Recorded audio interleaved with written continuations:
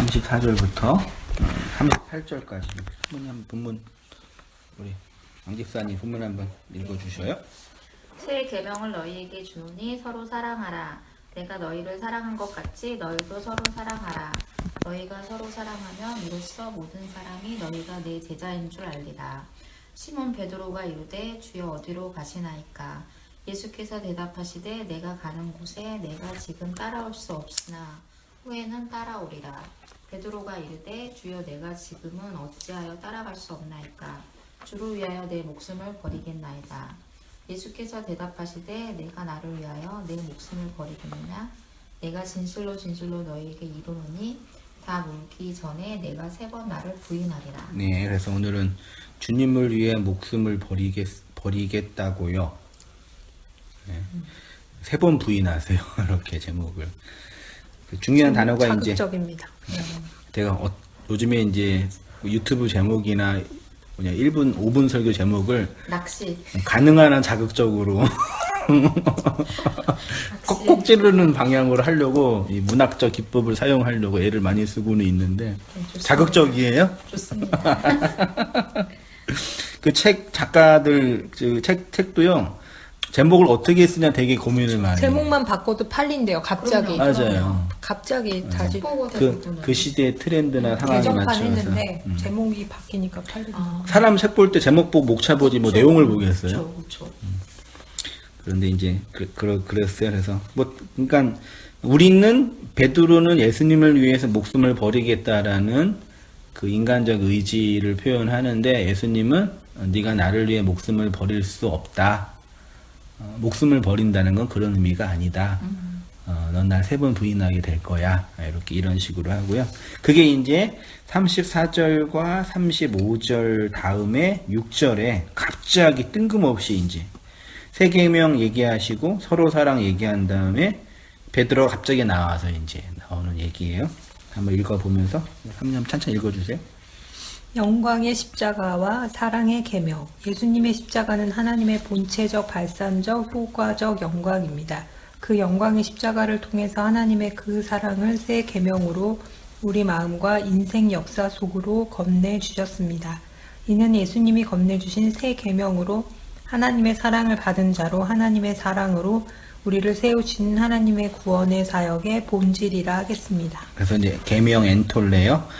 계명이란 단어가 헬라어로 엔톨레이고 엔톨레는 엔텔로마이인데 엔텔로마이는 어디 안을 의미하는 엔과 텔로스를 의미하는 그 텔로스의 합성어. 텔로스는 완성, 성취, 온전, 종결, 세금. 하나님이 온전하신 것과 같이 너희도 온전하라. 그래서 그런 단어였죠. 그래서 예수 그리스도의 구속의 완성을 설명할 때 텔로스라는 단어를 사용하면서 그래서 로마서 13장 8절에 피차 사랑의 빛 외에는 아무에게든지 아무 빛도 지지 말라.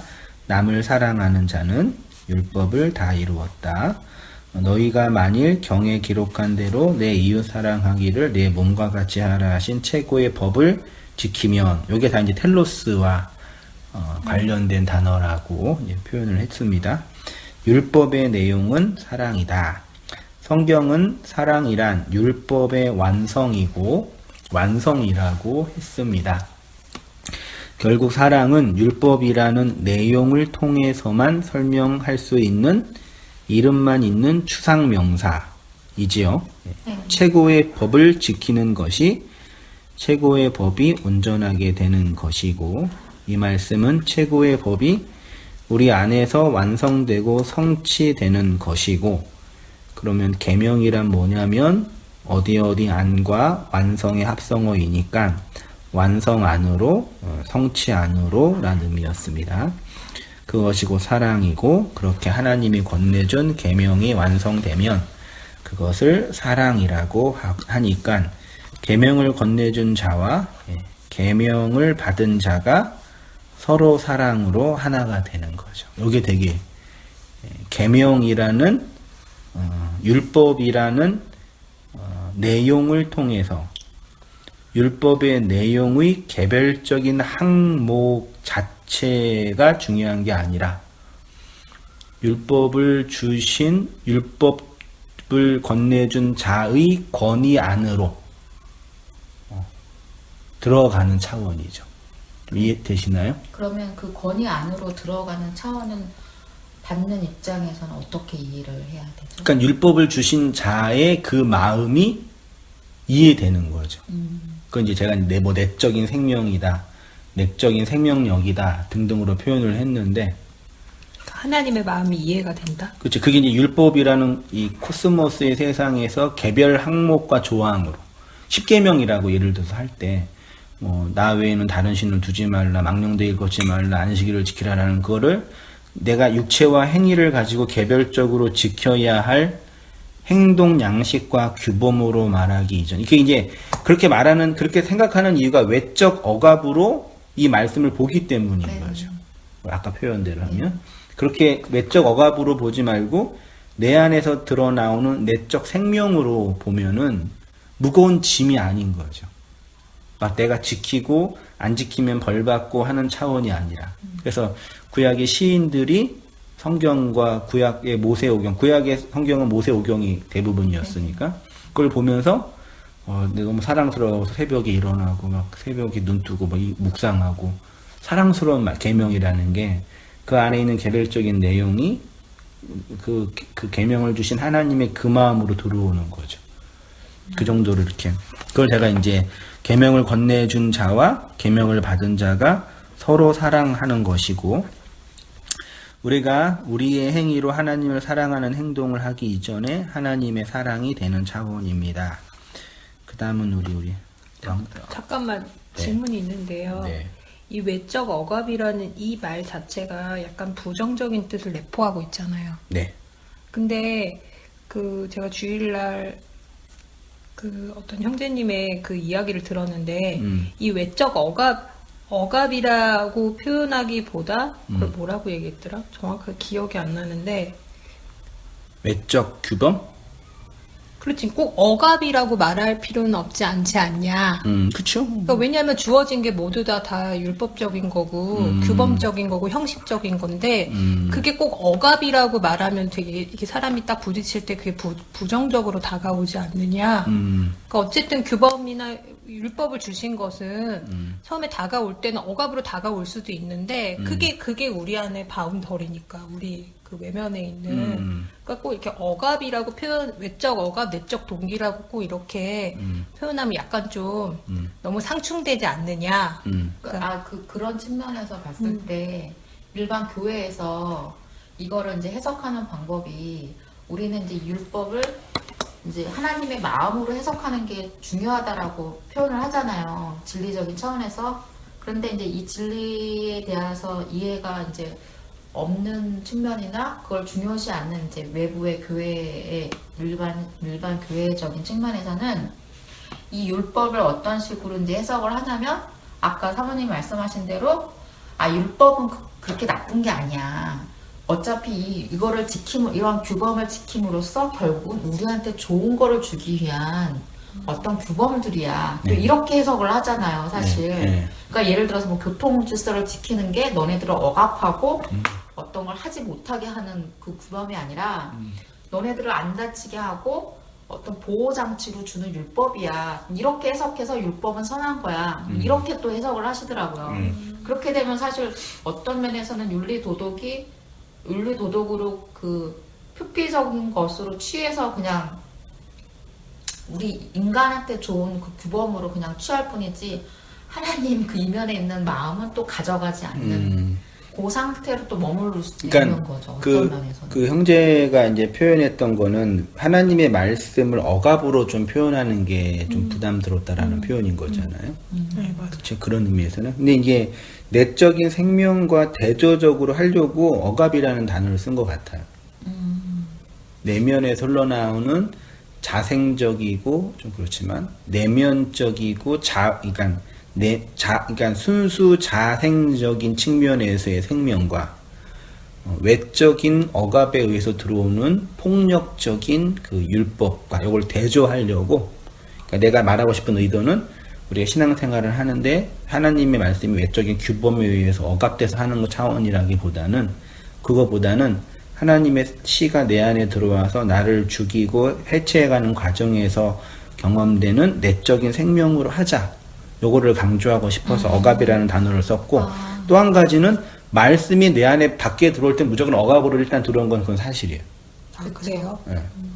규범 자체가 억압이야. 우리 둘째 아들한테 수학을 못하니까 이번 주 재시험 봤거든요. 공개적으로. 뭐 어때요? 전 세계에. 그래서 야 저리야 내가 수학 100점 맞으면 네가 사고 싶은 거 다 사줄게 그랬어요. 진짜요? 오. 제가 그랬어요. 아, 아빠랑 별개로 엄마도 사줄게. 우리는 알거든. 우리도 맨날 새엄마가 택배로 온다는 거 얘기하는데. 근데 그때 이제 우리 둘째 아이가 너무 좋아하는 거예요. 아, 나 100점 맞을 수 있을까? 그러면서 희망을 갖는 거야.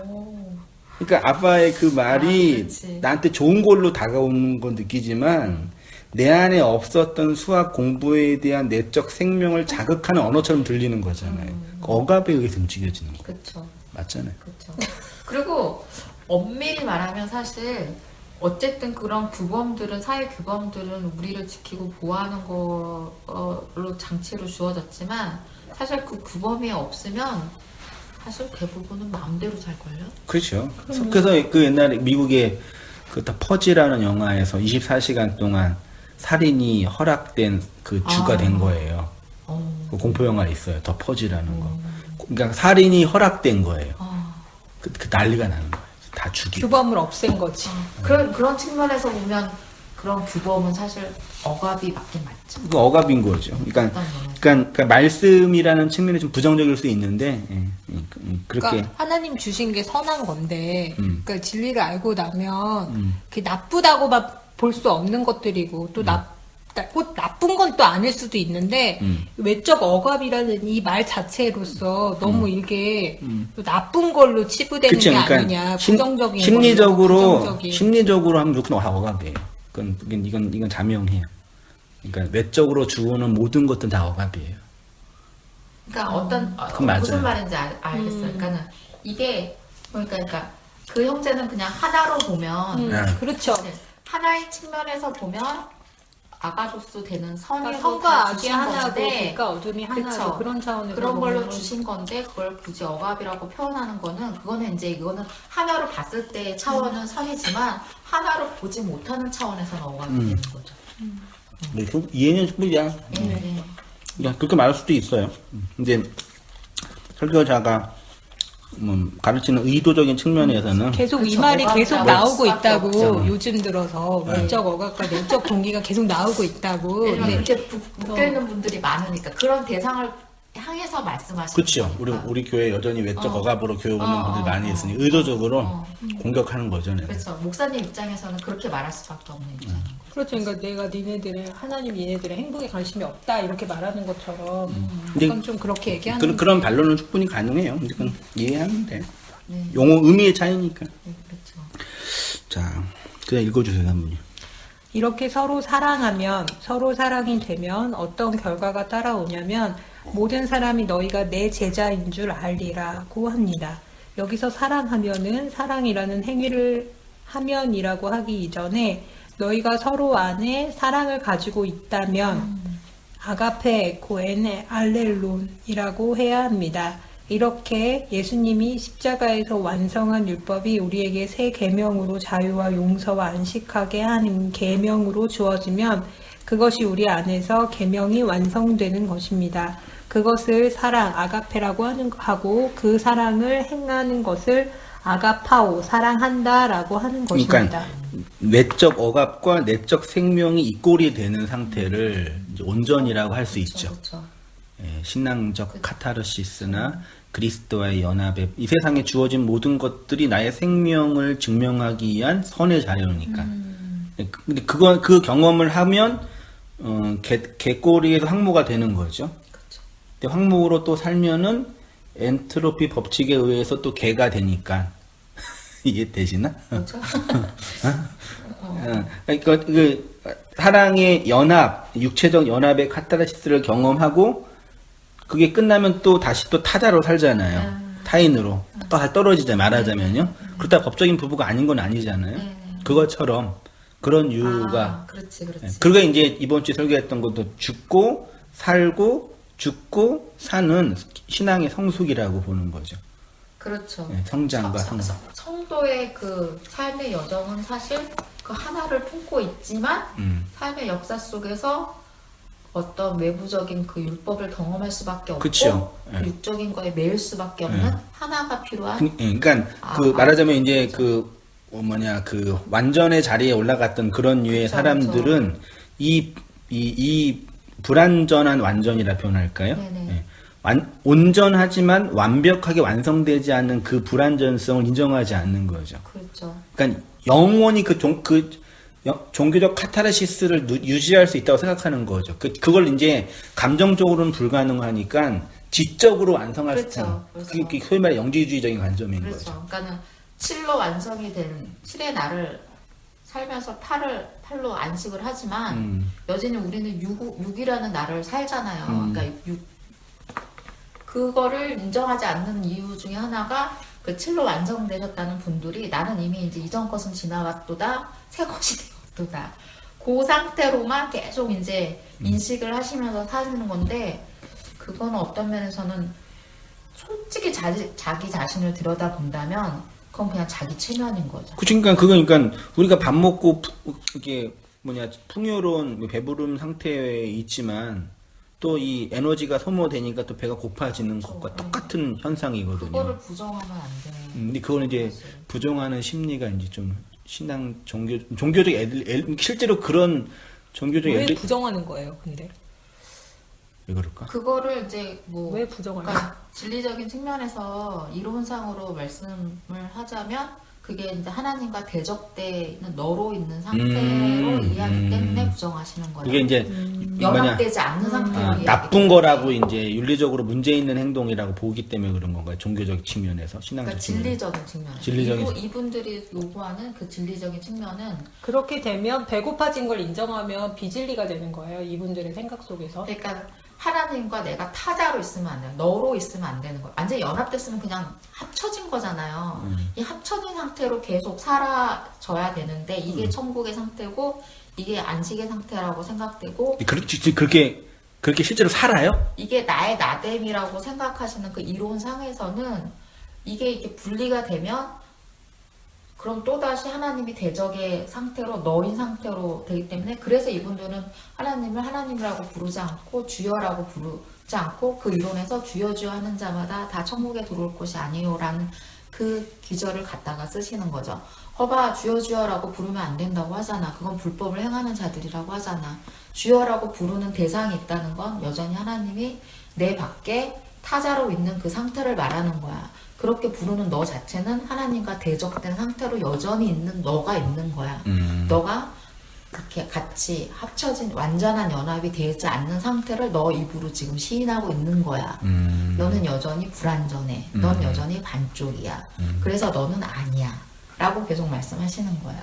그러나 그 입장에 그러니까 완전히 그러니까 신적인 존재의 자리에 앉아서 이제 보시는 입장인 거고 우리 이 세상을 살아가는 우리의 입장에서는 그 육을 갖고 있는데 그 존재적인 입장이 정체성이 이분은 이제 아버지의 자리에서 그 누림을 누리시는 분이시고 우리의 입장은 아들의 입장에서 아니지 그 아들됨을 취하서 보시는 하나님이 내 안에서는 여전히 나는 너를 아들로 보지만 그렇다고 우리가 예수 그리스도는 아니잖아요. 분명히 그 장자는 있고 우리는 양자된 입장에서의 그 아들됨의 입장을 고수하겠다는 입장 차이가 다른 거죠. 이 양자된 입장에서 역사를 살아가고 그 교회된 그 몸된 그러니까 그리스도를 머리 삼아 몸된 지체로 살겠느냐 아니면 이분은 아니다. 그리스도로 사냐?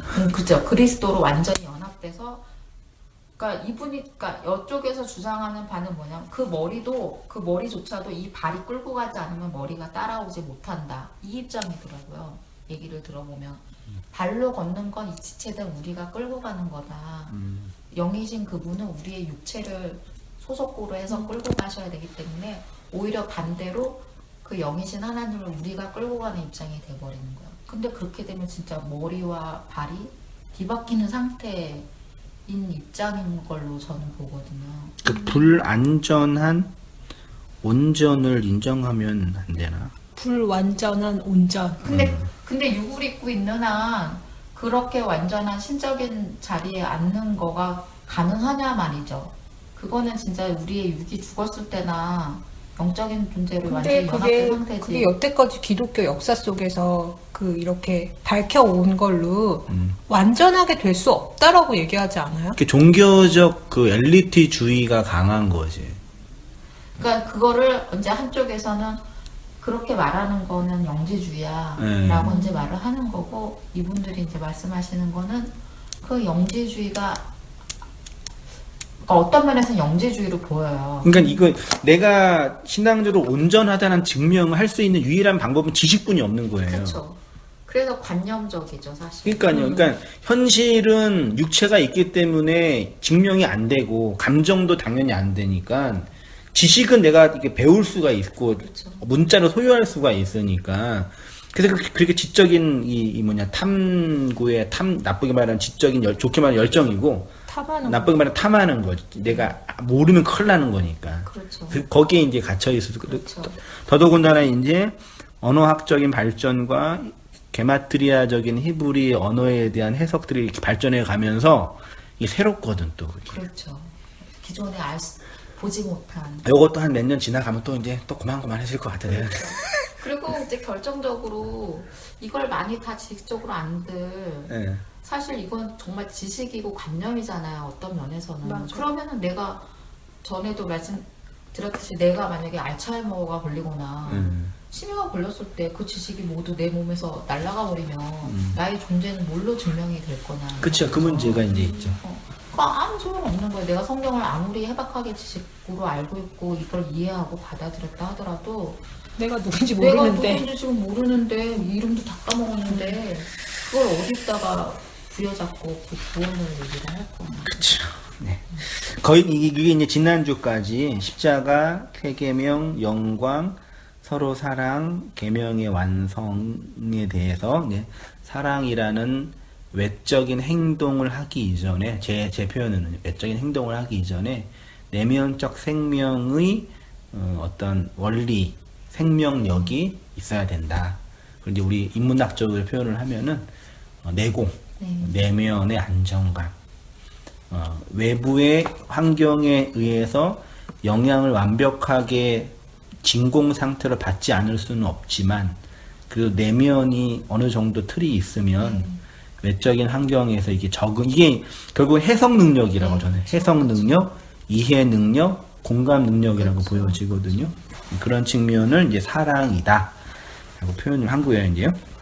오늘은 이제 베드로가 이제 물어보죠. 예수님이 죽으러 가는 것처럼 느껴지니까 36절에 시몬 베드로가 이르되 주여 어디로 가시나이까?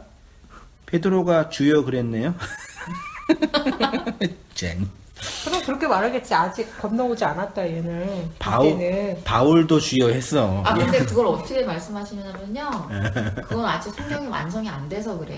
그래. 이렇게 말씀하세요. 그러니까 66번이 완성이 돼야 되는데 완성이 안 돼서 걔도 바울도 아직 부족한 상태야. 이렇게 말씀하세요. 예수께서 대답하시되 내가 가는 곳에 내가 지금은 따라올 수 없으나 후에는 따라오리라. 베드로가 이르되 주여 내가 지금은 어찌하여 따라갈 수 없나이까. 왜 못 따라가요? 한마디로 안 죽어서. 한마디로 답을 네가 안 죽어서 못 따라와. 그래서 죽겠다고 하잖아요. 이제 내가 원하는 죽음은 그런 죽음 아니야. 그거죠. 이 언어 속에 수많은 이 보이지 않는 문맥과 단어와 단어 사이에 감추어져 있는 의미들이 많이 있어요. 예수께서 대답하시되 내가 나를 위하여 목숨을 버리겠느냐? 진실로 내가 진실로 내게 이르노니 닭 울기 전에 내가 나를 3번, 몇 번이요? 3번이래요. 3번 부인한다. 자, 이 페이지로 갔습니다. 베드로가 어디로 가시냐고 묻자 내가 가는 곳에는 내가 지금 따라올 수 없다. 그러나 후에는 따라온다. 그러니까 지금 못 따라오는 이유는 못 죽어서, 안 죽어서. 후에는 따라온다는 얘기는 죽어서. 그 뜻이겠죠? 예수님의 답변에서 중요한 것은 베드로가 계속해서 영원히 못 따라온다는 것이 아니라 지금은 따라올 수 없다는 것입니다. 그러면 이런 질문이 생기죠. 왜 지금은 못 따라가고 나중에 따라갈 수 있냐? 그래서 베드로도 예수님께 묻습니다. 내가 왜 지금은 못 따라갑니까? 내가 당신을 위해 목숨도 버리겠습니다. 라고 다짐까지 합니다. 저는 베드로의 말이 충분히 이해됩니다. 왜냐하면 베드로와 제자들은 어설프게 예수님을 따라가지 않고 있기 때문입니다. 자신들의 모든 것, 생업과 직장을 포기하고 예수님을 따라다닌 것입니다. 그런데 예수님은 지금 당신을 따르고 있는 베드로에게 너는 나를 못 따라온단다. 이 말을 다른 말로 하면 너희가 그물과 생업을 포기하고 나를 따르고 있다고 하지만 정말 나를 따르고 있는 것은 아니다.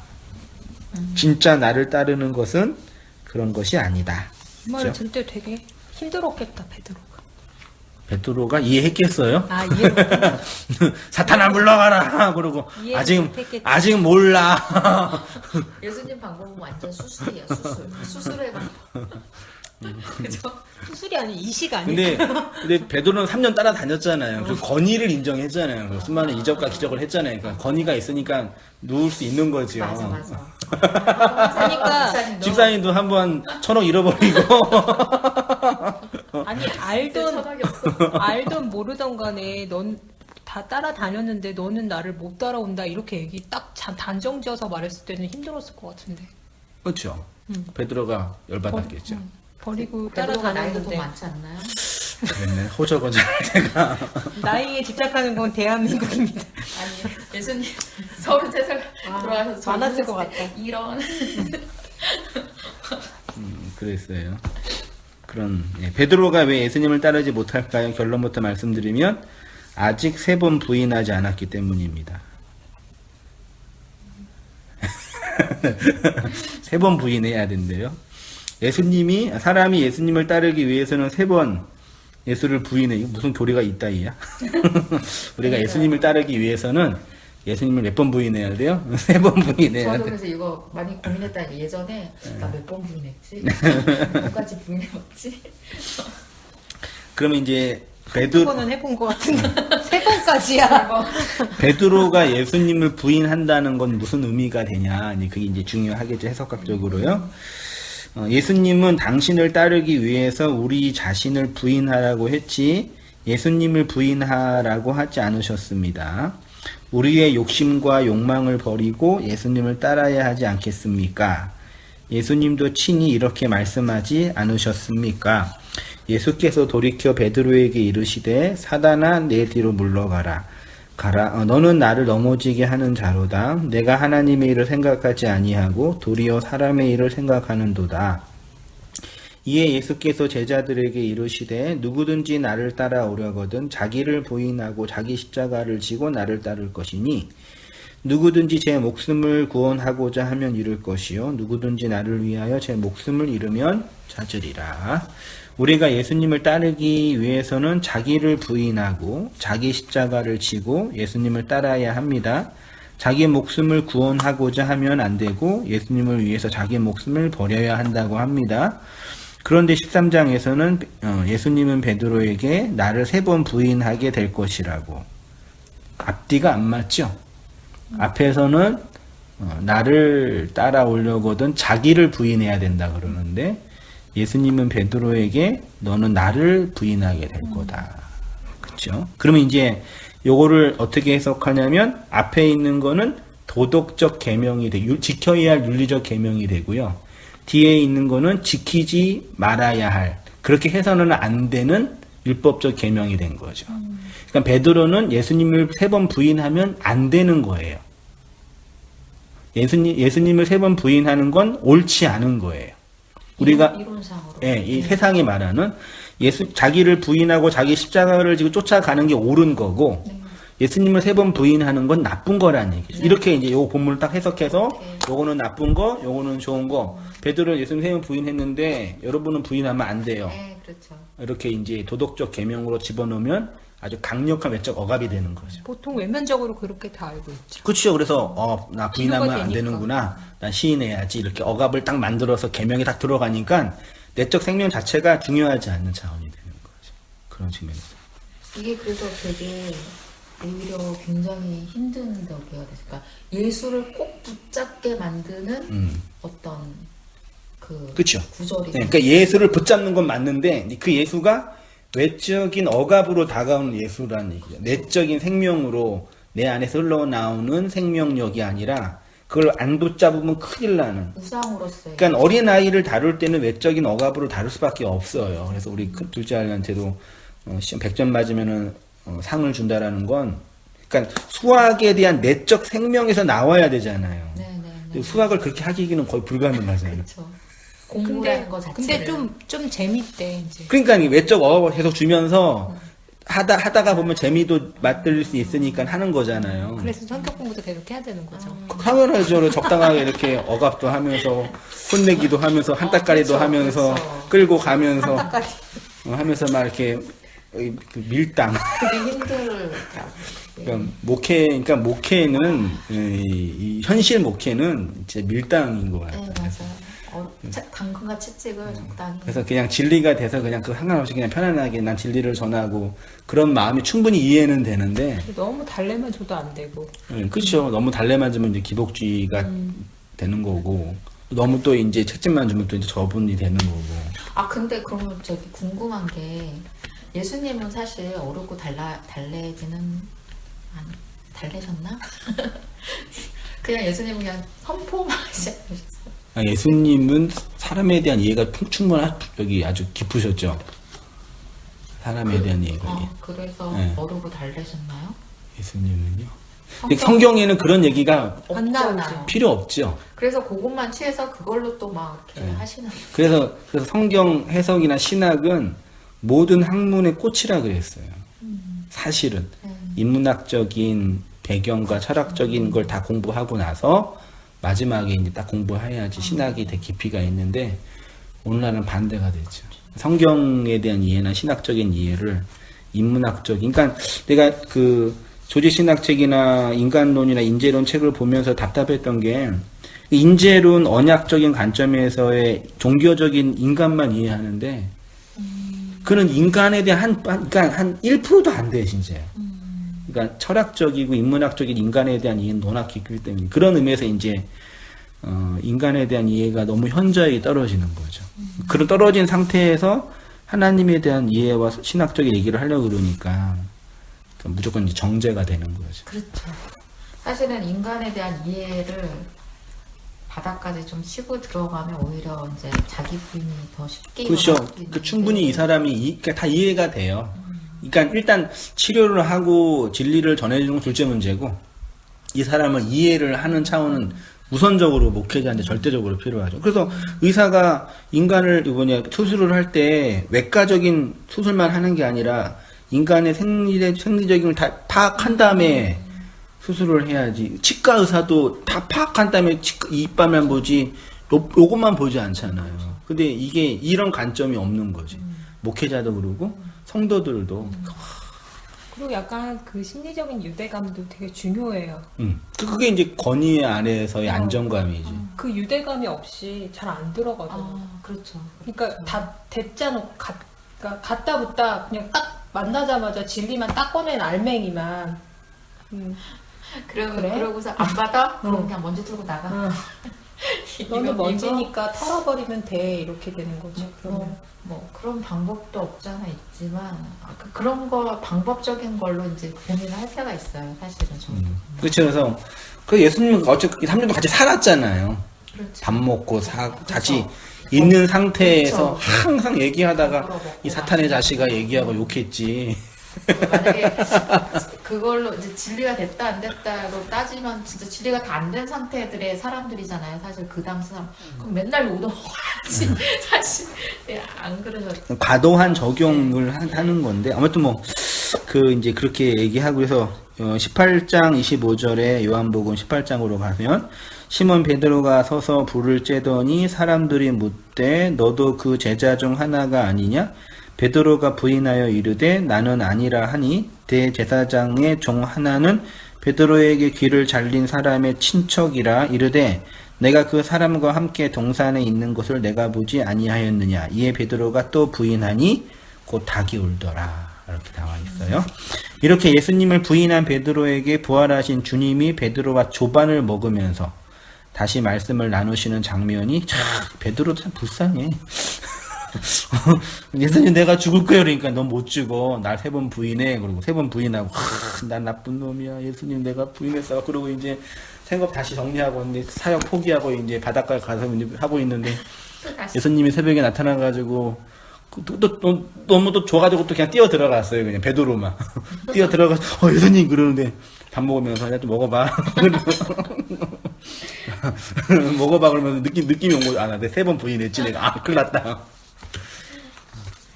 그런 상태에서 밥 좀 먹어봐 그러고 날 사랑한 3번 물어보시는 장면이 요한복음 21장에 나와 있어요. 3번 물어보는 거 다 아시죠? 네. 그 다음에 이제 18절에 다 얘기한 다음에 내 양을 먹이라 얘기한 다음에 내가 진실로 진실로 내게 이르노니 내가 젊어서는 스스로 띠띠고 원하는 곳으로 다녔거니와 늙어서는 내 팔을 벌리리니 남이 내게 띠띠우고 원하지 아니하는 곳으로 데려가리라. 이 말씀을 하시면 베드로가 어떠한 죽음으로 하나님께 영광을 돌릴 것을 가리키심이라. 이 베드로가 어떠한 죽음으로 예수님께 영광을 돌려요? 십자가에 거꾸로 달려서 죽는 죽음이 아니라, 네, 그 죽음이 아니라, 십자가에 거꾸로 달려서 죽는 죽음이 아니라, 이게 다나토스의 죽음이거든요. 네, 그 다나토스, 진리로 말미암는 죽음, 그 죽음으로 영광을 돌린다고 표현하는 거죠. 그 다음 누가 읽을 차례신가요? 예, 읽어주세요. 다나토스의 죽음으로 영광을 돌리는 성도. 당신을 3번 부인한 베드로에게 주님은 의도적으로 나를 사랑하느냐고 3번 물으십니다. 그리고 그에게 예언적으로 말씀하시는데 젊어서는 스스로 띠띠우고 원하는 곳에 다니지만 늙어서는 남이 내게 띠띠우고 원하지 아니하는 곳에 데려간다고 합니다.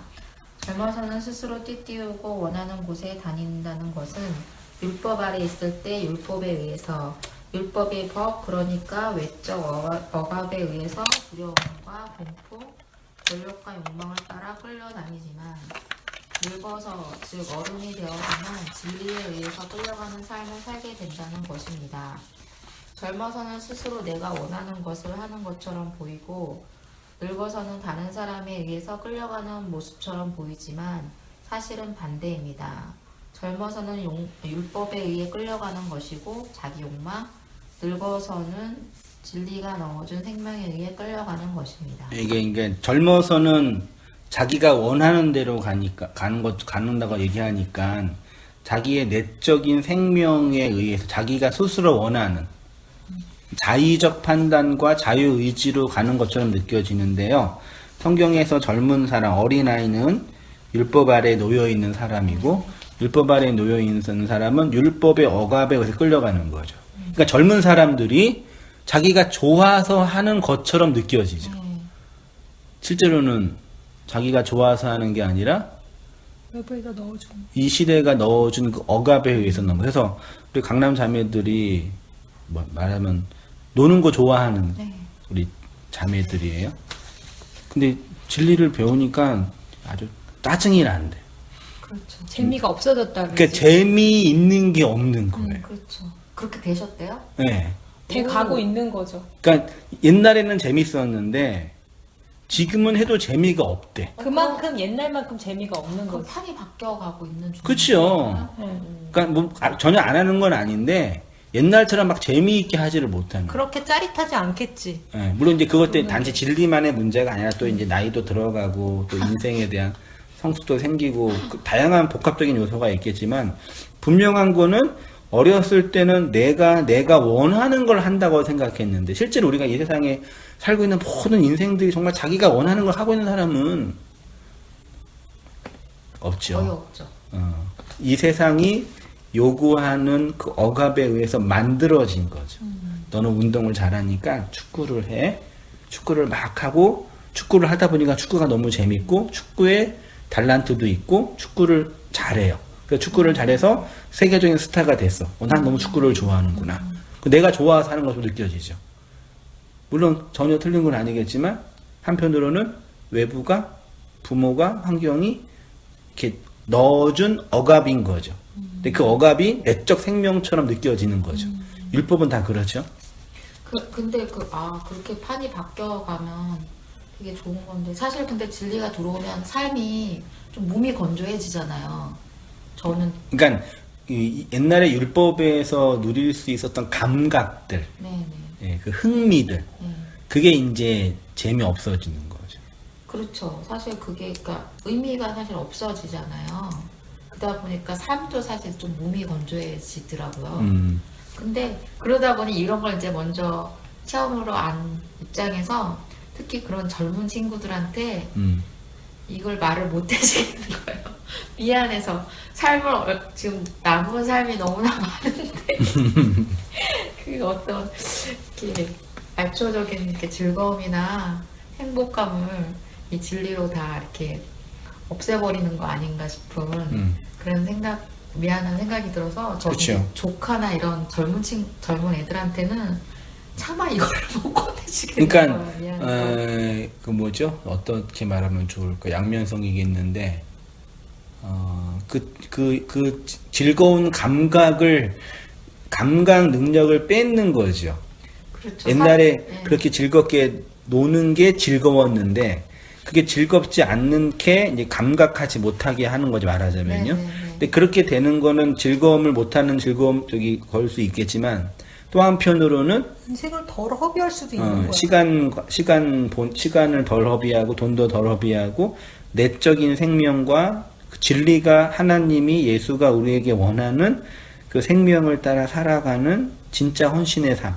그렇죠. 온전의 삶을 살 수 있게 촉발할 수 있는 그쵸. 측면에서는 긍정적일 수 있는 그쵸. 거죠. 원래 교회 오신 어른들은 대부분 너무나 청년 때 그렇게 할 수 있다는 게 너무 부러운 거죠. 부러워. 예, 하세요. 부럽죠, 내가 안 사실. 그랬으면 내가 세월 얼마를 세이브할 수 있었는데 그렇죠. 너무나 많은 것들을 이렇게 허비하고 살아온 것 같은. 근데 지금은 그것조차도 이제 용서하시고 그쵸. 받아들일 수 그쵸. 있는 이제라도. 마음이 되었지만 그래도 저렇게 앉아서 하고 있는 저 성경 공부하고 있는 저 이쁜 자매들 너무나 부러우신 거예요. 예.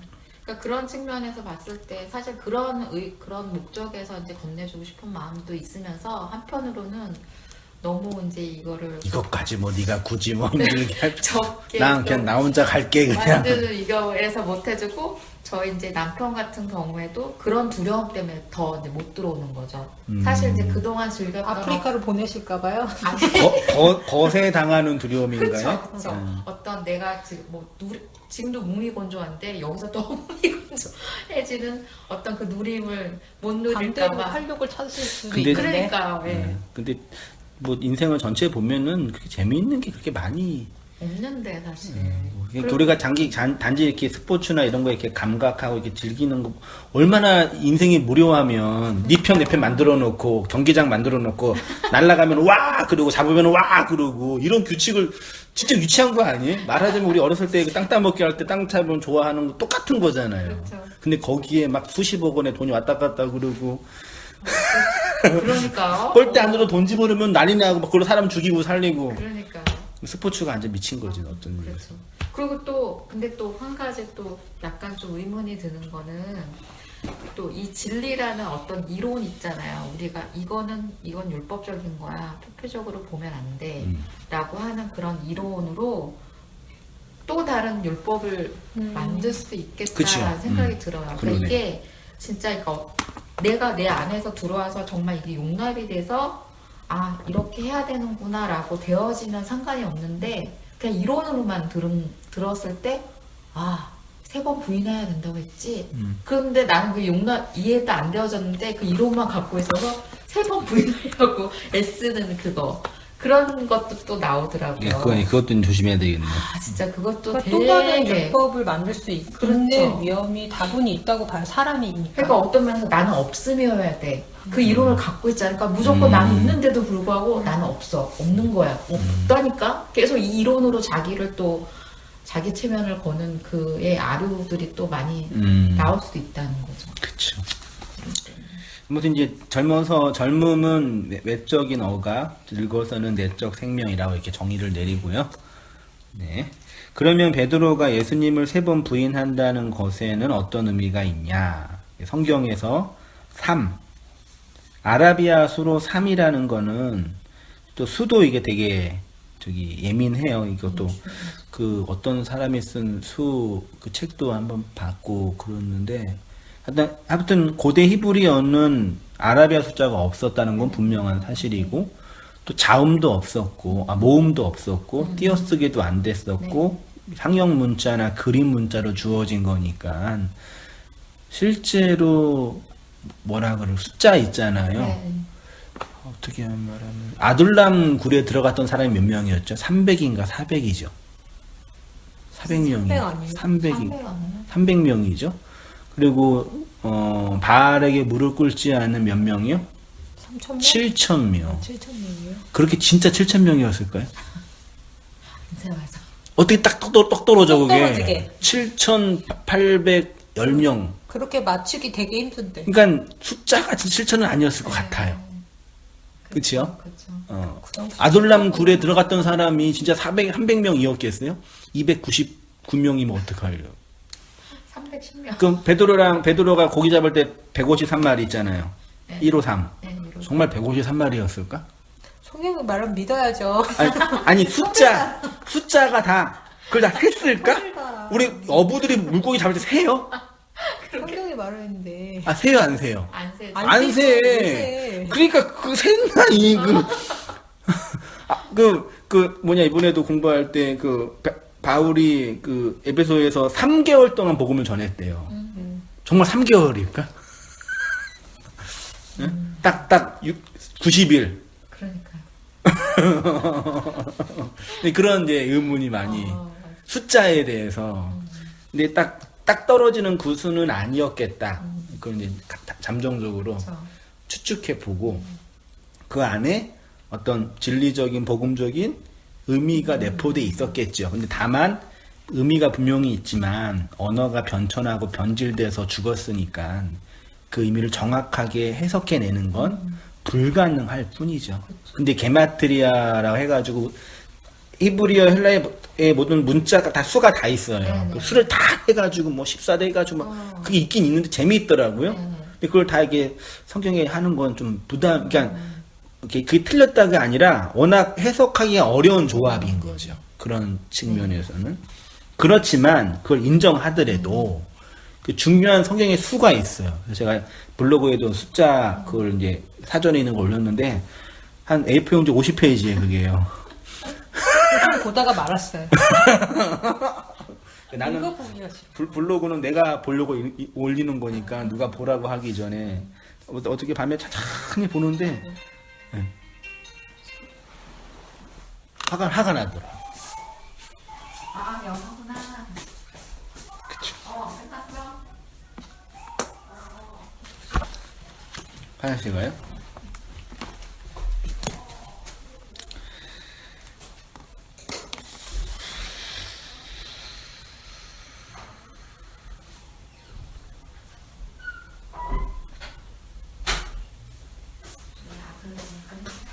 이제 온대요? 빨리 저희도 빨리 끝나고 식사하고 가세요. 식사요? 네.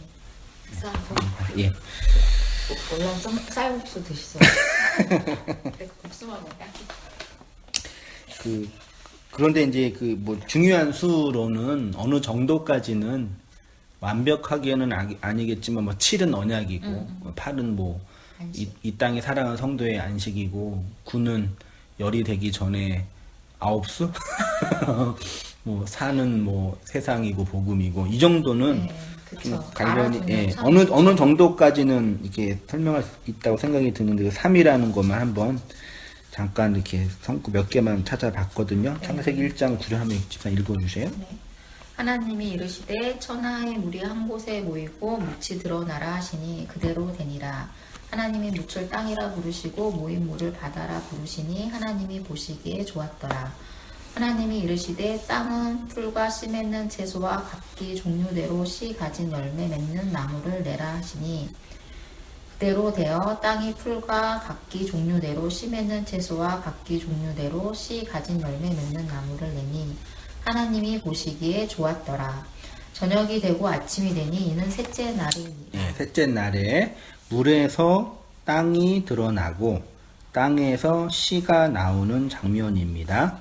혼돈의 바다에서 진리의 땅이 나오는 날이 셋째 날이고 생명의 땅에서 생명을 담은 씨가 나오는 날도 셋째 날. 그러니까 땅이라는 뭐죠? 없음에서 생명이 나오는 기간이 3. 물이라는 혼돈과 제약에서 진리를 담은 땅이 묻히 드러나는 시간이 3. 3이라는 기간. 창세기 6장 16절에 거기에 창을 내되 위에서부터 한 규빗을 내고 그 문은 옆으로 내고 상중하 몇 층이요? 3층. 구원을 위한 지금 3에 대해서 설명하는 네. 예수님의 모형으로 방주는 상중하 3층으로 되어 있습니다. 이스라엘 자손이 애굽 땅을 떠난 지 3개월 되던 날 그들이 시내 광야에 이르니라 준비하게 할 셋째 날을 기다리게 하라. 이는 셋째 날에 나 여호와가 온 백성의 목전에서 시내산에 강림할 것이미니 셋째 날 아침에 우레와 번개와 빽빽한 구름이 산 위에 있고 나팔 소리가 매우 크게 들리니 진중에 있는 모든 백성이 다 떨더라. 3개월 셋째 날은 한 장소에서 다른 장소로 가는 시간적 시점이죠. 애굽에서 시내의 광야로 여호와가 임하는 날을 셋째 날이라고 합니다. 석 달쯤 후에 어떤 사람이 유다에게 일러 말하되 내 며느리 다말이 행음하였고 그 행음으로 말미암아 임신하였. 수종된 지 3개월 지나면 배 나오나요? 배가 나오는 게 아니라 임신이 확실해지는 거죠. 다른 사람이 알 수 있어요? 모르지. 근데 이 석 달이라고 굳이 얘기를 해. 나 맨 처음에 배가 나와서 배가 다만- 나오려면 5개월은 그러니까 돼야 조금 나오고. 배가 나와서 쟤 임신했다 그러고 걸린 줄 알고 이게 문득 생각을 했었어 옛날에는. 근데 석 달로 되어 있잖아요. 석 달쯤 또 쯤이에요. 한글 이쯤은 또 안 봐서 제가 모르겠지만. 그러니까 3 이후에 씨가 들어가서 3 이후에 그 씨가 있음이 증명된 거죠. 마치 이거는 땅에서 셋째 날 씨가 나온 것처럼 바다에서 셋째 날 묻이 나온 것처럼. 그쵸? 그러니까 이게 생명이 들어가서 생명이 있다가 그 생명의 생명됨을 증명하는 기간이 3의 수가 아닐까. 세 번째. 네, 세 번째. 그렇게 볼 수 있을 것 같아요. 창세기 15장 9절 여호와께서 그에게 이르시되 나를 위하 3년 된 암소, 3년 된 암염소, 3년 된 수량 다 3살짜리. 여기 3살짜리가 아니라 3으로 드려지는 사실 3살짜리는 아니에요. 요나가 밤낮 사흘 동안 그쵸? 요나가 죽음의 무덤 속에 땅 속에 들어간 거죠. 물고기 뱃속에. 거기에서 3일 후에 씨가 말하자면 씨가 여기 땅에서 나오는 것처럼 자궁에 들어갔던 씨가 증명되는 것처럼 요나가 물고기 뱃속에서 수월해서 들어갔다가 생명으로 말씀을 담으다 뽕 나오는 거죠. 그래서 니느웨가 구원받은 거죠. 3위의 수가 그런 개념. 예수님도 사흘 동안 거기 땅 속에 계셨죠. 네, 말하자면 이 성전을 헐고 사흘에 짓는 자예요. 성전을 헐고 사흘 만에 짓는 거. 됐죠. 3으로 설명된 하나님의 나라요. 하나님이 아브라함에게 언약을 하실 때 언약의 제물은 3년 된 것이었습니다. 이건 단순히 3살짜리 짐승을 의미하는 것이 아니라 삶을 설명하는 하나님의 죽음과 그의 죽음으로부터 체결되는 언약을 설명하는 소라고 할 수 있습니다. 요나가 물고기 뱃속에 3일 동안 있는 것과 예수님의 죽음을 3으로 설명합니다. 이는 성전을 사흘 동안 다시 세우시는 것으로 하나님의 나라의 회복과 교회의 설립은 예수 그리스도의 죽음으로 시작이 되는 것을 설명한다 할 수 있습니다. 베드로가 예수님을 3번 부인한다는 것은 곧 베드로의 죽음이라고 할 수 있는데 베드로의 부인은 자기 비전, 자기 욕망, 자기의, 자기 열심에 대한 죽음입니다. 그래서 예수님이 너가 나를 오려면 그렇게 삶으로 죽어야 한다는 것을 예언적으로 말씀하시는 것입니다. 그렇게 죽는 것이 하나님께 영광이니까 세 번 부인한다는 개념은 숫자로 3번을 나 예수님 몰라. 예수님 이게 차원이 아니라 죽음의 수, 진리로 완성되기 위해 생명으로 나오기 위해서 경험되는 죽음의 그렇죠. 내용이라고 정의 내리면 뭐 괜찮을 것 같아. 이 정도는. 네, 그 죽음의 내용을 구체적으로 어떻게 풀이를 할 것이냐를 생각을 좀 더 해보면 그게 이제 그 죽음이 말하자면 나중에 나누게 계시면요. 내가 예수님을 부인하지 않겠습니다라는 나의 그 욕망, 나의 그 의에 대한 죽음인 거죠. 베드로가 예수님께 뭐라 그랬죠? 내가 예수님을 쫓아가겠습니다. 내가 예수님 위해서 죽겠습니다. 예수님을 위해서 죽겠습니다라는 얘기는 아까 우리 문맥으로 하면은요. 예수가 내 밖에서 들어오는 외적인 억압으로 율법적 계명과 규범으로 있는 거죠. 그렇죠? 근데 그것이 죽는 거는 예수님을 부인하는 모습으로 드러나는 거죠. 그걸 3위라는 3번이라는 수로 설명한 거다. 그러면 이거를 약간 조금 더 이제 달리 저는 이제 이해를 하기를 그 3이라는 건 이제 3번째잖아요. 세 번째라는 게 포함이 됐으니까 이 성전적인 개념으로 보면 첫 번째 성전이 보이는 성전 솔로몬의 성전이고 그리고 두 번째 성전이 말하는 성전으로 오신 예수님의 육체고 두 번째 성전이고 세 번째가 그 말씀으로 존재하시는 그리스도를 말하는 거잖아요. 성령 한마디로. 그러면 너가 나를 3번 부인하라는 거는 이제 그런 어떤 눈에 보여지는 건물의 성전을 부인하고 그리고 어떤 우상으로서 역사적인 예수를 붙들고 있는 너 자신, 그 율법에 갇혀 있는 그 율법으로서 예수를 바라보는 어떤 그 예수를 부인하고 세 번째로 진짜 이렇게 죽어서 부활된 그 안전한 두 죽음이 된 이후에 된 세 번째 것으로 나를 이제 그 말씀으로 부인되는 너로 이제 나를 따라오라는 그걸로 이제 이해를 좀 그 내용을 이제 이해를 했거든요. 그걸로 그 맥락으로 보면 사실 지금 이렇게 말씀해 주신 내용이 맞는 거죠. 그거를 이렇게 풀어서 지금 설명을 해주신 거잖아요. 그렇죠. 어떤 율법적인 나를 부인하고 오라는 거는 여전히 그 교회를 섬기고 있는 나 그리고 예수를 우상으로 섬기고 하나님이나 예수를 우상으로 섬기고 있는 나를 부인하고 그렇죠. 그걸 부인하고 그게 이제 예수님을 목숨을 버리겠다는 그 베드로의 그쵸. 그 욕망인 거죠. 네, 그거를 버리고 어떤 헌신이나 희생 제사로 드려지는 그 예수를 부인하고 이제 그 성령으로 이끌림을 받는 오히려 예수님께 섬김을 받는 나로 이제 그렇게 나오라는 그걸로 이해를 하면 그렇죠. 되는 그러니까 거죠. 그런 측면에서 한 번 더 확장을 아까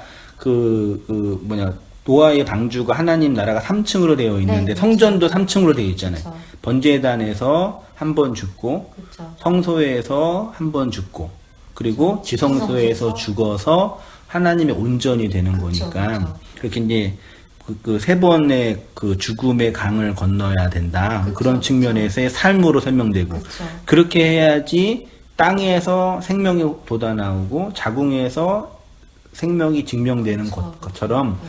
우리의 인생과 삶도 하나님의 온전의 그 생명으로 증명이 된다. 그렇죠. 네. 그래서 베드로한테 3번 부인한다는 얘기는 너한테 그런 삶으로서의 죽음이 3번으로서의 죽음이 경험돼야지 나를 쫓아올 수 있다. 그게 나를 쫓아오는 그렇죠. 거다. 그렇게 죽어가는 게 나를 쫓아오는 거다. 그쵸. 라는 측면이죠. 그쵸. 그러니까 내가 죽어서 내 의지를 발휘 죽기까지 순종을 해가지고 예수님을 쫓아가겠다는 의지가 아니라 그렇게 삶으로 죽어가는 과정이 예수님을 쫓아가는 차원이라고 말할 수 있는 거죠. 그런 측면에서. 진리로. 그렇죠. 예.